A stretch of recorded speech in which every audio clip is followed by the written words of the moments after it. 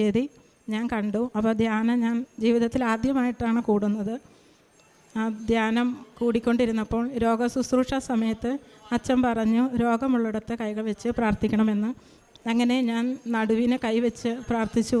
എൻ്റെ മാതാവേ, എനിക്ക് എൻ്റെ നടുവേദന മാറ്റിത്തരണേ, എൻ്റെ നടുവേദന മാറ്റി തന്നാൽ ഞാൻ ഇവിടെ വന്ന് സാക്ഷ്യം പറഞ്ഞോളാമെന്ന്.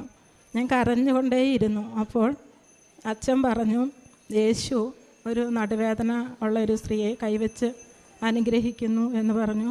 പെട്ടെന്ന് എൻ്റെ പുറത്തിന് ഒരു അടി കിട്ടിയതുപോലെയാണ്, എനിക്ക് അടിയാണ് കിട്ടിയത്. ഇരുമ്പ് വടി കൊണ്ട് അടിച്ചത് പോലെ തോന്നി. കാരണം വടി താഴെ വീഴുന്ന സൗണ്ട് എനിക്ക് കേൾക്കാമായിരുന്നു. ഞാൻ തിരിഞ്ഞു നോക്കി, വീട്ടിൽ ആരും ഉണ്ടായിരുന്നില്ല. ഞാൻ പെട്ടെന്ന് തന്നെ നടു മരച്ചു പോയി. എൻ്റെ നടു അവിടെ ഉണ്ടോയെന്ന് തന്നെ എനിക്ക് സംശയം. നടു തപ്പി നോക്കി, അപ്പോൾ നടു അവിടെ തന്നെ ഉണ്ട്, പക്ഷെ വേദന അറിയുന്നില്ലായിരുന്നു. പിന്നെ ഒരു മണിക്കൂർ കൂടെ കഴിഞ്ഞപ്പോൾ ആ മരവിപ്പും മാറി. പിന്നെ എനിക്ക്